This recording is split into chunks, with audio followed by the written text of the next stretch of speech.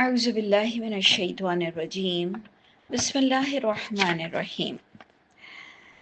سورہ مائدہ ہم نے شروع کیا اور وہ اتنا انٹرسٹنگ ہے، ایک ایک پوائنٹ دیکھنا ہے، اور وہ بھی اسپیشلی ہم مسلمانوں کو، یعنی ہم مسلمان ہی ان تمام کانسیپٹ میں الجھے ہوئے ہیں جو ہم نے بڑی مشکل سے شاید 2 یا 3 کلاس میں 3 آیتیں پڑھ چکے ہیں، جس میں پہلی چیز تھی حرمت اور احترام، اس میں خاص احرام کا ذکر، اس میں کیوں سعودی عرب والے کسی خاص ملک کو روک نہیں سکتے ہیں کہ ہم سب کے لیے یکساں حق ہے، باہر والوں کے لیے بھی اور وہاں کے ریسیڈنٹس کے لیے بھی کعبے کا ایک حق ہے جس کی وجہ سے یہ ہمیں روک نہیں سکتے ہیں، اور اللہ تعالیٰ ہمیں بھی توفیق دے کہ ہم ان کو نہ ستائیں وہاں جا کر۔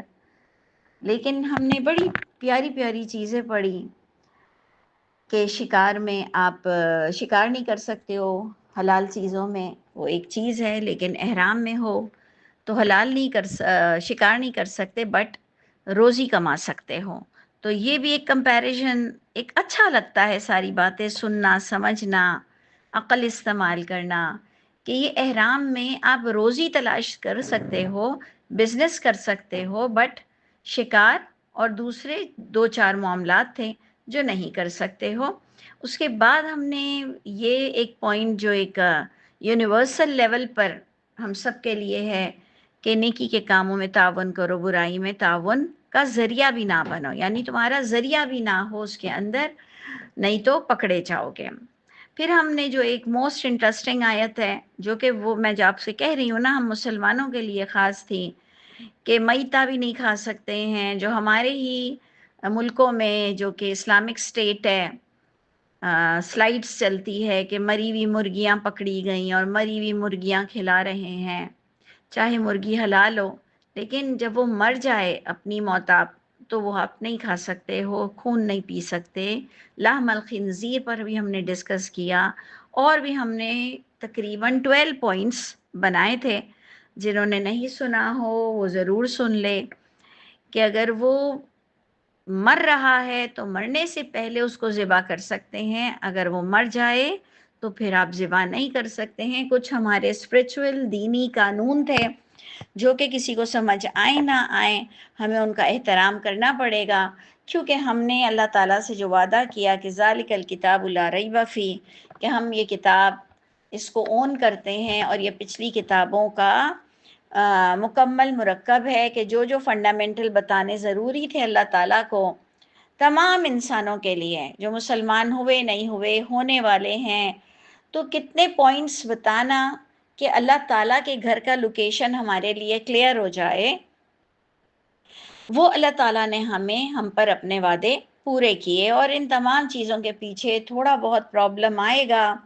جس پر آپ کی اور میری NOC بنے گی، تو اس کے لیے بھی بات ہو گئی آیت نمبر 3 میں کہ فَلَا تَخْشَوْهُمْ وَاخْشَوْنِي، کہ اب جو ضروری کام ہے ان کو کرنے کے لیے پھر کسی سے ڈرنے کی ضرورت نہیں ہے، اور مجھ سے ڈرو، میرے احکامات تم پر جو جو لاگو ہوئے ہیں، جو جو تم کو امپلیمنٹ کرنے ہیں، جو تمہیں صرف پہنچانے ہیں، زبردستی کسی سے منوانے نہیں ہیں، کنونس نہیں کرنا، کنوے کرنا ہے، اور کچھ تمہیں خود امپلیمنٹ کرنا ہے، خود عمل کرنا ہے، جس پر تمہیں کوئی خوف اور ڈر درپیش نہ ہو کہ تم میرے معاملے پر اس کو پینڈنگ کر دو یا دیر کر دو۔ اور ہم نے اس بات کو بھی ڈسکس کیا تھا کہ الیوم اکملت لکم دینکم، کہ آج ہم نے جو دین کو آخری کتاب، آخری نبی کے ذریعے سے پچھلی تمام کتابوں کی جو انہوں نے چھپایا ہوا تھا، لوگوں تک اویئرنیس نہیں تھی، جبکہ ایس سچ وہ لائبریری میں ہوگی، ایس سچ وہ ان کے ہاتھوں میں بھی ہوگی، لیکن ہماری طرح وہ ترجمہ نہیں پڑھتے تھے۔ رب تعالیٰ نے دوبارہ اپنی حجت کو تمام کیا اور کہا کہ میں تم پر کمپلیٹ کرتا ہوں میری نعمتیں، تمہارے لیے وہی دین اسلام کو پسند کیا جو آدم سے چلا آیا، کوئی نیا دین نہیں ہے۔ محمد صلی اللہ علیہ وسلم وہی دین لائے ہیں جو پرانی کتابوں والا ہی دین ہے، صرف اس کو ریفریش کر رہے ہیں، جو کہ تم بہت دور جا رہے ہو۔ اور میں تو حیران ہوں کہ ہم تو آخری نبی آخری رسول کو ماننے والے لوگ تھے، بون مسلم تھے، کعبے کو ماننے والے تھے، قرآن کی عزت کرنے والے تھے، لیکن ہم بھی ترجمہ نہیں پڑھتے تھے. سچی سی بات ہے.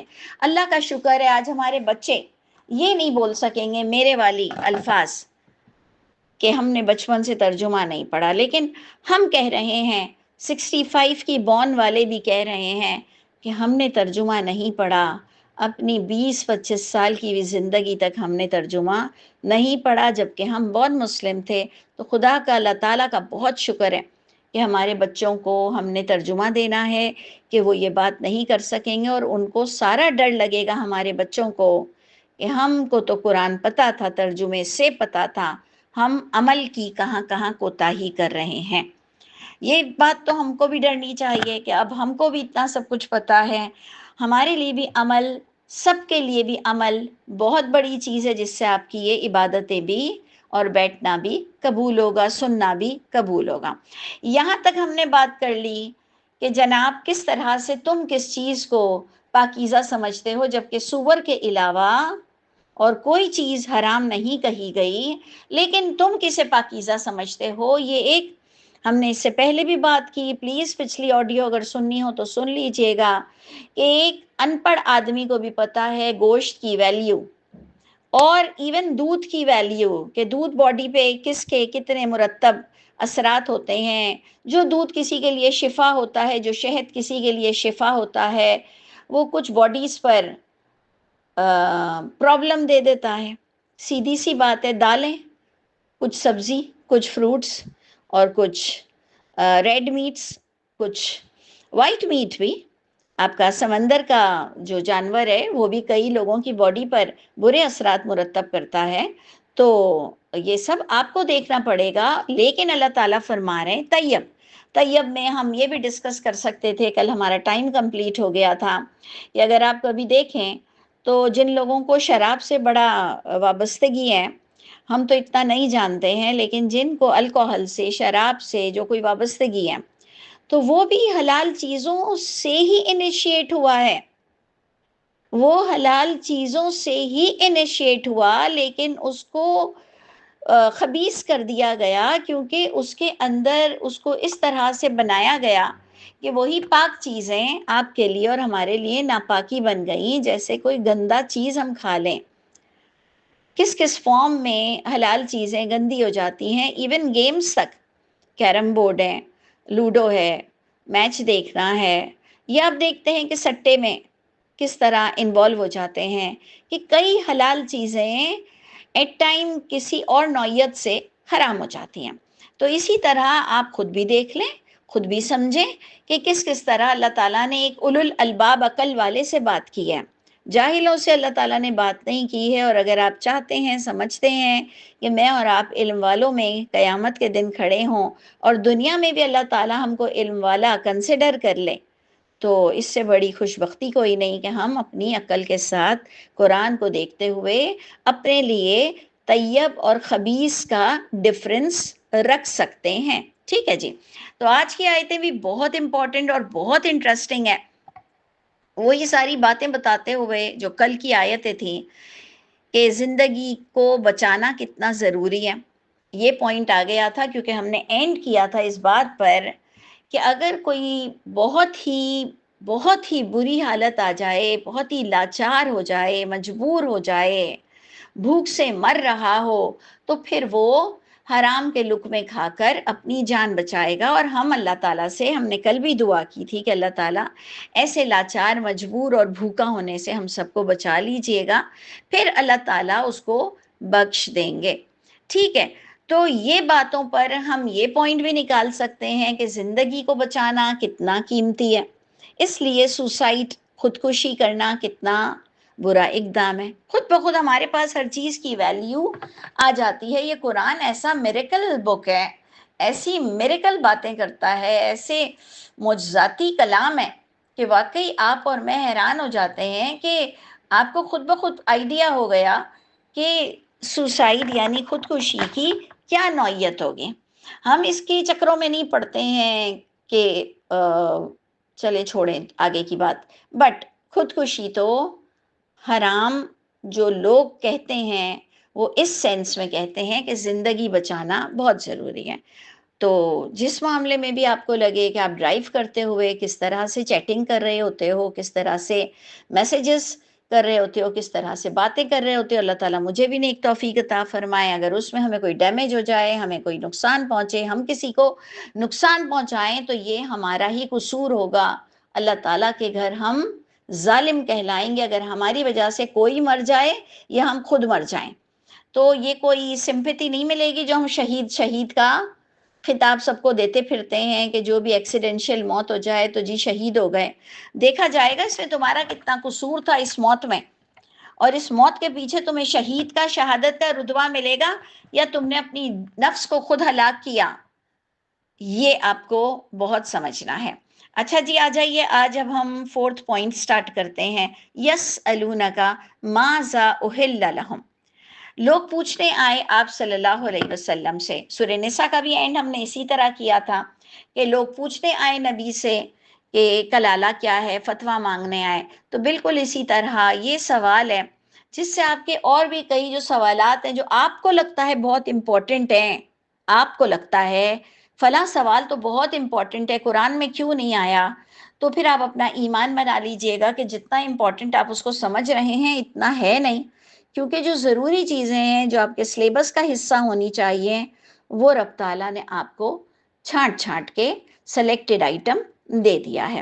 تو اس لیے ذرا تسلی کر لیا کریں کہ جو پوچھنے ہم نکل آتے ہیں کہ جی جنابت کا غسل کیسا ہے، تو جی حیض کا غسل کیسا ہے، تو پھر عام غسل کیسا ہے، تو 3 ڈونگے، تو فلانا، تو ڈھماکا، پھر وضو کے لیے 4 آئٹم لکھے ہوئے ہیں، ہم پوچھتے ہیں یہ وہ۔ تو اس لیے ذرا سا تسلی پکڑیں کہ جو چیز قرآن میں نہیں ہے تو وہ دین نہیں ہے، اور اس کے بارے میں آپ سے بھی سوال نہیں ہوگا، لیکن آپ کی عقل ضرور دیکھی جائے گی کہ آپ کس کو گندا سمجھتے تھے اور آپ نے اس کے لیے کس حد تک اس کو طیب کرنے کی کوشش کی۔ تو وہ پوچھتے ہیں آپ صلی اللہ علیہ وسلم سے کہ کیا کچھ حلال ہے ان کے لیے۔ قل، اے نبی آپ ان کو کہہ دیجئے، احل لکم الطیبات، تمہارے لیے تمام پاکیزہ چیزیں جو تم سمجھو، جو تمہیں بتا دیا گیا کہ خبیث کیا کیا ہے، 4 چیزیں تمہیں بتا دی گئیں کہ جی سور کا گوشت مت کھانا، جو جانور مر جائے تو اس کو ذبح کر کے مت کھانا، چاہے کہ وہ حلال جانوروں میں سے ہو، کچا خون مت پینا، اور غیر اللہ کے نام کا جس کھانے پر غیر اللہ کو پکارا جائے وہ چاہے حلال سے پہلے یا چاہے حلال کے بعد تم تھوڑا کیئرفل رہو اور غیر اللہ کے نام کے کھانے ایوائڈ کرو۔ اس سے انشاءاللہ سسٹم بہتر ہو جائے گا، لوگوں کو تھوڑی سی سینسٹیوٹی سمجھ آ جائے گی، کیونکہ حرام حرام ہوتا ہے۔ اوکے، تو تمہارے لیے طیبات حلال ہے۔ اب جناب غور سے دیکھیے، غور سے دیکھیے کہ ہمارے یہاں جو لوگوں نے خیانت کی، اسپیشلی جو دین کے دعوے دار تھے، انہوں نے بیچارے کتے کو کتا کر دیا، کہ کتے کو حرام ہی کر دیا کہ جہاں پر کتا ہے وہاں رحمت کے فرشتے نہیں آئیں گے۔ تو ان کی خیانت آپ دیکھیں یہاں سے نکل رہی ہے، اور افسوس در افسوس کہ نام ہمارے نبی کا لے لیتے ہیں، اس میں راویوں کا بھی نام لے لیتے ہیں جو ہمارے مسلمان اللہ کے نبی کے بڑے پیارے دوست ہوں گے، یعنی راویوں پر بھی جھوٹ، نبی پر بھی جھوٹ، اور کتے کو رکھنا حرام کر دیا، اور کہہ دیا کہ جی فرشتے بھی نہیں آئیں گے، رحمت کے فرشتے بھی نہیں آئیں گے، کیونکہ ہم لوگ ذرا ایموشنل ہو جاتے ہیں نا اس باتوں سے، رحمت کے فرشتوں سے، اور اپنے اعمال تو ہمیں سمجھ نہیں آ رہے ہوتے ہیں، ہم سمجھتے ہیں کہ جیسے دنیا میں ہم نے رشوتیں دے دے کر اپنے کام کرائے ہیں تو جی یہ فرشتے نہیں آئیں گے تو کیا ہوگا، جبکہ آپ کے نیک اعمال کا ہونا ضروری ہے۔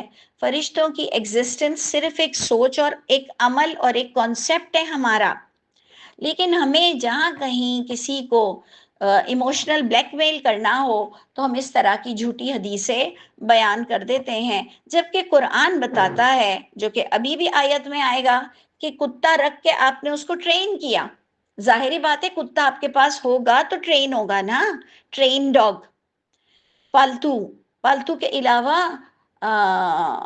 اس کو اردو میں ہم کیا کہیں گے، سدھائے ہوئے، سکھائے ہوئے، ट्रेनिंग जो आप लोग देते हैं और हर ज़माने के लिहाज से देते हैं।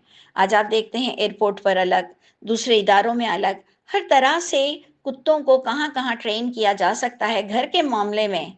तो उधर शिकार की जब बात आई, एहराम की बात आई, शिकार की बात आई, तो शिकार की बात आते हुए कुत्तों की बात आ गई। लेकिन इन उलमाओं ने, इवन मुफस्सिरीन ने, ये तफसीरें लिखना कोई छोटी बात नहीं है, ये बड़ी बड़ी मेहनत के बाद लिखी जाती है ये तफसीरें।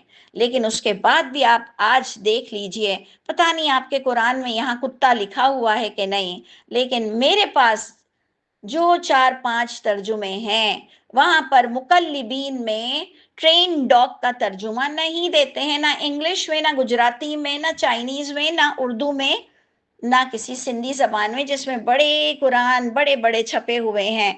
पता नहीं आपके पास होंगे, मेरे पास नहीं आ रहा। इन्होंने डर के मारे कि हदीसों में हमने कुत्ते को हराम कर दिया है, इन्होंने मुकल्लिबीन में खयानत करने की कोशिश की है। अब ये किसने किया, और सब उनकी लाइन पे चल रहे हैं, जबकि ये तफसीर लिखने वालों को अरबिक के ये चैंपियन होते हैं। ये तफसीर लिखने वाले अरबी के मास्टर होते हैं। तो अब आप बताइए कि ये इन्होंने इतनी बड़ी खयानत क्यों की। यानी ये हदीस को बचाने के पीछे कुरान के तर्जुमे के साथ भी खयानत कर जाते हैं। सोचिए, मयार देखिए। अब आप बताइए कि हम किधर जाके भरोसा करें, हम किस तरह से अपना ट्रस्ट डेवलप करें। हमारे ट्रस्ट तो पाश पाश हो चुके हैं।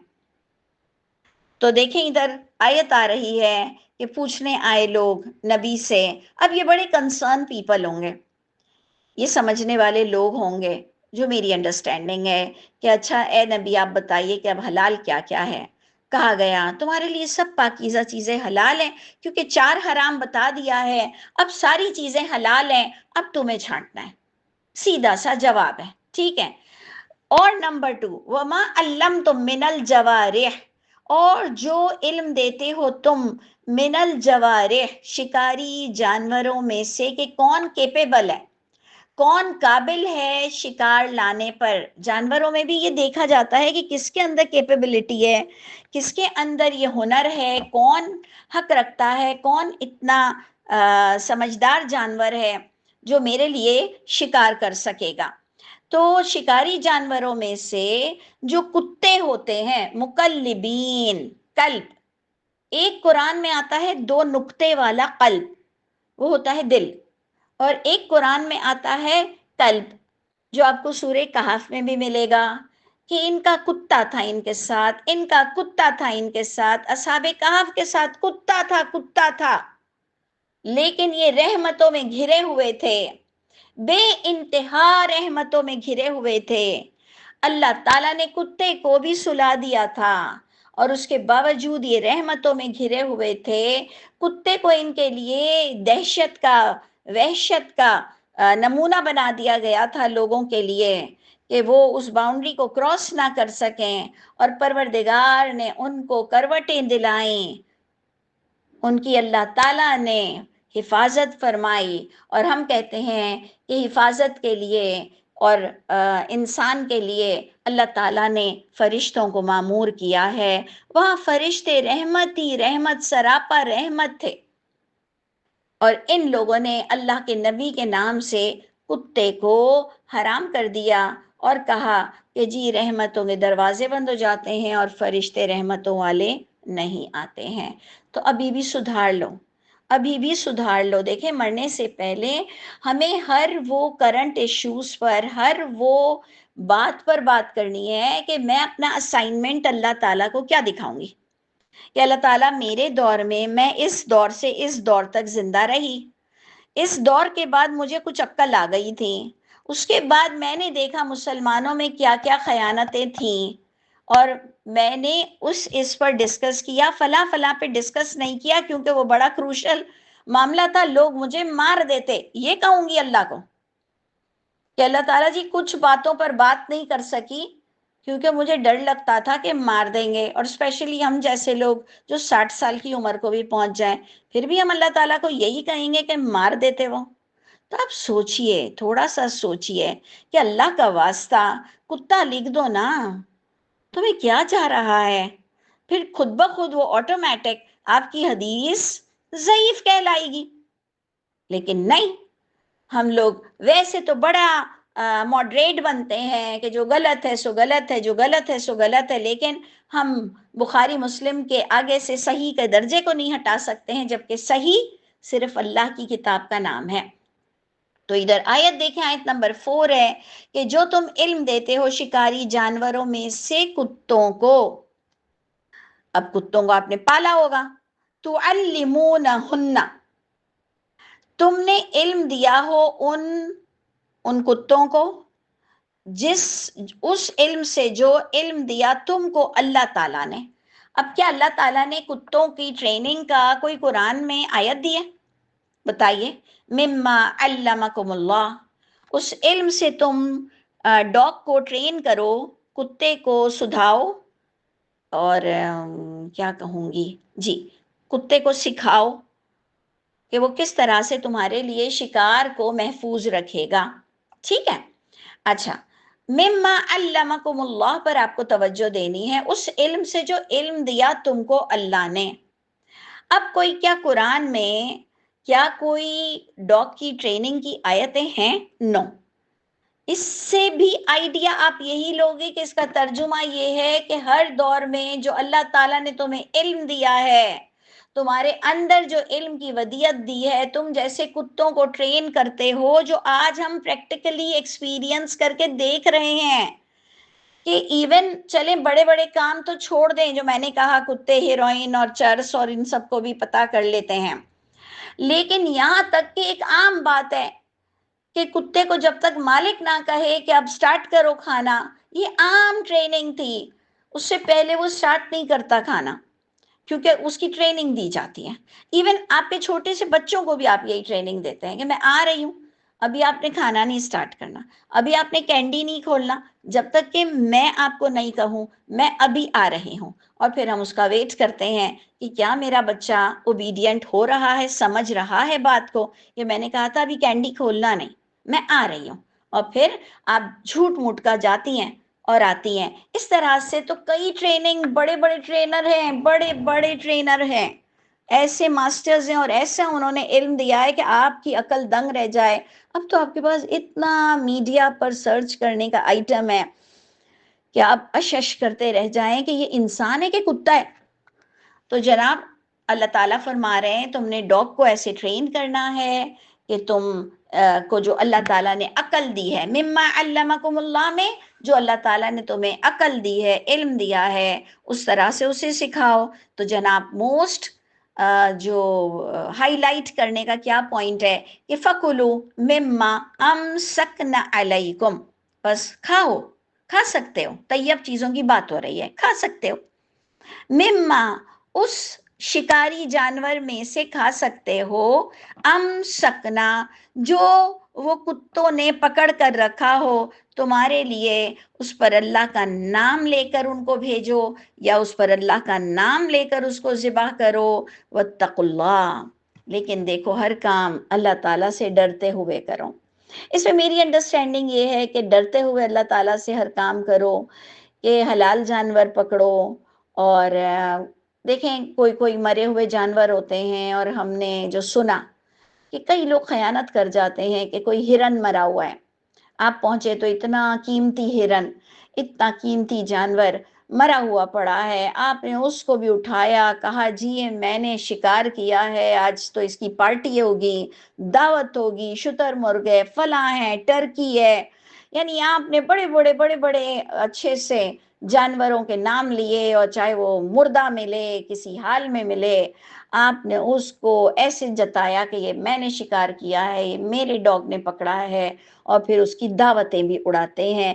کیونکہ جو شراب نوشی کرتا ہو، جو زانی ہو، جو قاتل ہو، جو گندے لوگ ہیں، ان کو حرام حلال کی کیا فکر ہے بھائی؟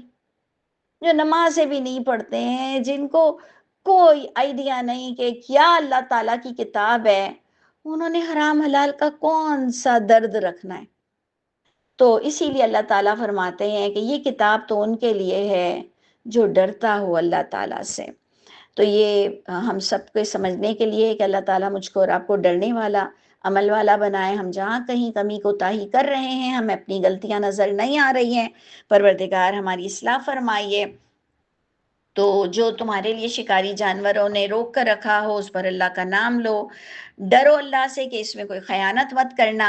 بے شک اللہ تعالیٰ بہت جلد حساب لینے والے ہیں تمہارے شکار کے بھی معاملے میں, تمہارے کھانے پینے کے بھی معاملے میں. تو اللہ تعالیٰ اگر ہم نے حرام کمایا ہے, سود کھایا ہے, باطل پرستی میں لوگوں سے رشوتیں لی ہیں, وہ بھی سب حرام ہے.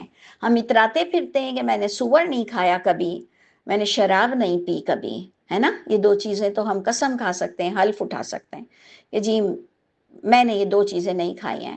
لیکن کیا ہم میں سے ہم حلف اٹھا سکتے ہیں کہ ہم نے سود نہیں کھایا, ہم نے وراثت کا مال نہیں کھایا, ہم نے کسی کے ساتھ حرام کمائی نہیں شیئر کی, حرام کاری نہیں کی. تو اس لیے دیکھیں تھوڑا توجہ دیں کہ ادھر بھی بخشش رکنی ہے, ادھر بھی بخشش رکنی ہے.